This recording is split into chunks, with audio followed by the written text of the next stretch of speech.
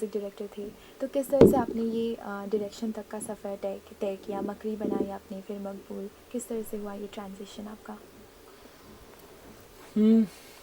मैं I wanted to be film maker, और music में उतनी लिबर्टी नहीं थी अपने आप को एक्सप्रेस करने की जितनी कि एज ए फिल्म मेकर आप कर सकते हैं। और ये हमारा फिल्म मीडियम जो है ये डायरेक्टर का मीडियम है। इसमें डायरेक्टर मास्टर है, बाकी सब उसके अंडर काम करते हैं या सब स्लेव हैं उस मास्टर के। तो जो मुझे ये बात समझ में आ गई थी, और म्यूज़िक में बहुत ही लिमिटेड स्कोप है और था फिल्म मेकिंग में, या फिल्म एज सच पर से इफ यू से, क्योंकि उसमें आपके लिए कुछ सिचुएशंस होती हैं जो कि बहुत ही मंडेन होती हैं और बहुत ही फिक्स होती हैं कि रोमांटिक सॉन्ग होगा या सैड सॉन्ग होगा या ललबाई होगी या टाइटल सॉन्ग होगा या आइटम नंबर होगा। उससे आगे एक म्यूज़िक डायरेक्टर की लाइफ, क्रिएटिव लाइफ वहाँ पर उससे आगे नहीं बढ़ सकती। ये चीज़ मेरे को फ्रस्ट्रेट करती थी, और मुझे लगा मेरे पास कुछ कहानियाँ हैं या मेरे अंदर वो टैलेंट है कि मैं फिल्म बना सकता हूँ। तो that's how this transition came.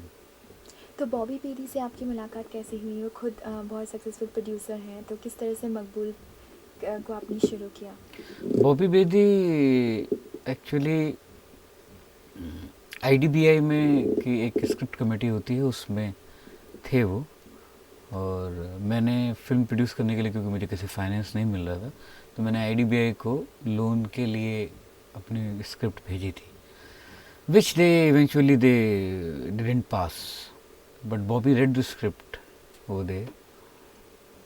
In fact Bobby की एक कंपनी है जिसका, जो कि फिल्म कंप्लीशन बॉन्ड नाम की एक चीज़ होती है जो कि विदेशों में होती है, हमारे देश में सिर्फ बॉबी बेदी हैं जिनकी वो कंपनी है। तो आईडीबीआई ने एक्चुअली मुझे बोला था कि you get the film completion bond from Bobby Bedi's company, so that will help for the loan to get through. That's how I contacted Bobby. I sent him my script, and eventually the loan didn't pass, but Bobby was very impressed with the script. So he came back to me that why don't we do it together? We can co-produce the film together. That's how इस तरह से सब शुरू हुआ। मकबेथ जो English literature के classic हैं, तो किस तरह से आपने सोचा कि इसको अडेप्ट करना चाहिए इंडिया में? तो ऐसा सुना भी था कि आप अपनी किसी फ्रेंड के बच्चे को छोड़ने गए थे, उसके सिलेबस में ये प्ले था, तो आपने उसको पढ़ा था, तो वहीं से आप इंस्पायर? हाँ, मैं एक्चुअली देहरादून से वापस आ रहा था उसको हॉस्टल से लेके, और रास्ते में 3-4 घंटे का जो रास्ता था उसमें बड़ा बोरिंग था, तो उसकी टेक्स्ट बुक थी जिसमें स्टोरी फॉर्म में ये सब प्लेस थे शेक्सपियर के। तो मैंने मैकबेथ उस वक्त पढ़ा, और मुझे लगा, पहले तो मैंने कभी पढ़ा नहीं था मैकबेथ या शेक्सपियर। उस टाइम मुझे पढ़ के लगा कि ये बहुत ड्रामेटिक कहानी है, और मैं एक अंडरवर्ल्ड जॉनर में एक फ़िल्म बनाना चाहता था।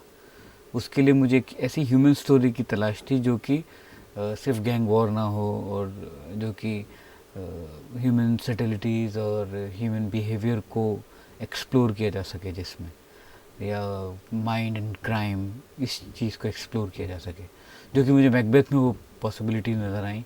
और मकड़ी के दौरान भी मैंने एक्चुअली कुरोसावा ने जो मैकबेथ बनाई थी थ्रोन ऑफ ब्लड नाम से, तो मैं उस वक्त विचेस के रेफरेंस के लिए वो देख रहा था फिल्में।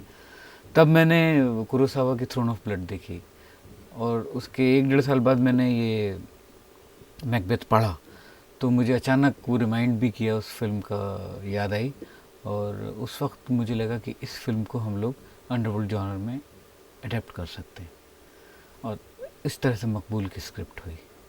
तो थ्रोन ऑफ ब्लड जो था, that was a Japanese adaptation, so उसमें इंडियन सेंसिबिलिटी किस तरह से आपने डाली? उसमें इंडियन सेंसिबिलिटीज़, वो तो पीरियड में बनी हुई फिल्म थी, वो उसका अंडरवर्ल्ड से कोई लेना देना नहीं था।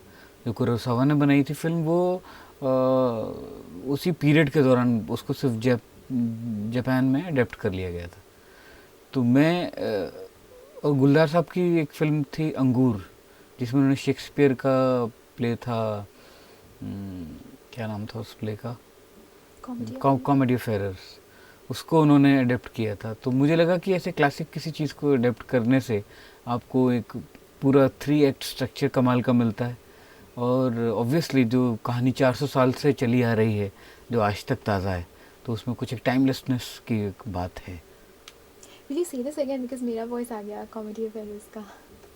हाँ, नहीं, कॉमेडी ऑफ एरर्स गोल्दार साहब ने फिल्म को अडेप्ट किया था अंगूर में, तो वहाँ से भी मुझे एक ये बैक ऑफ द माइंड था कि कैसे क्लासिक टेल को लेके अगर आज के टाइम में अडेप्ट करें। और उसी दौरान रोमियो एंड जूलियट भी आई थी जो कि जिसको म्यूज़िकल वे में अडेप्ट किया गया था। तो ऐसी बहुत सारी चीज़ें दिमाग में थी। I was looking for a classical tale which I can adapt to the underworld genre.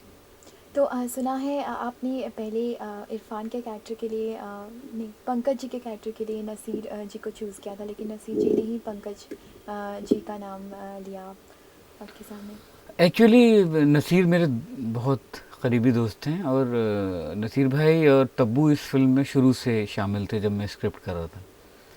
तो नसीर साहब ने पहले अपने लिए अब्बा जी का कैरेक्टर चुना था, पर शूटिंग से कुछ महीने पहले जब उन्होंने दाढ़ी वाड़ी भी बनानी शुरू कर दी थी अपनी, तो उन्हें लगा कि उन्होंने इस तरह के अंडरवर्ल्ड डॉन्स काफ़ी किए हैं पहले, तो उन्होंने कहा कि उनको वो रोल उतना एक्साइट नहीं कर रहा है और he wants to do that, वो छिछोरा पुलिसमैन का जो रोल है एकदम।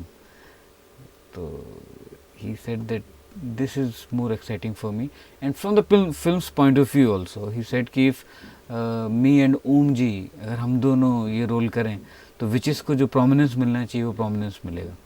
तो सवाल उठा कि अब्बा जी कौन करेगा, और सिर्फ एक ही नाम हम लोगों की ज़बान पे आया, वो था पंकज कपूर।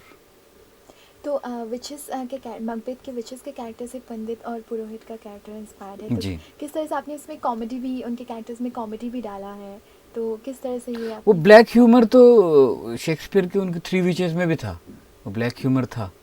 और इस फिल्म की सीरियसनेस को ऑफसेट करने के लिए ह्यूमर बहुत ज़रूरी था। तो विचेस का मुझे लगा हमारे हिंदुस्तान के कॉन्टेक्स्ट में या आज के कॉन्टेक्स्ट में कॉप्स अच्छी विचेस ढूंढना बड़ा मुश्किल है आज के टाइम में, तो पुलिस वालों से बढ़िया चुड़ैल कोई नहीं, तो उस हिसाब से हमने विचेस को अडेप्ट किया।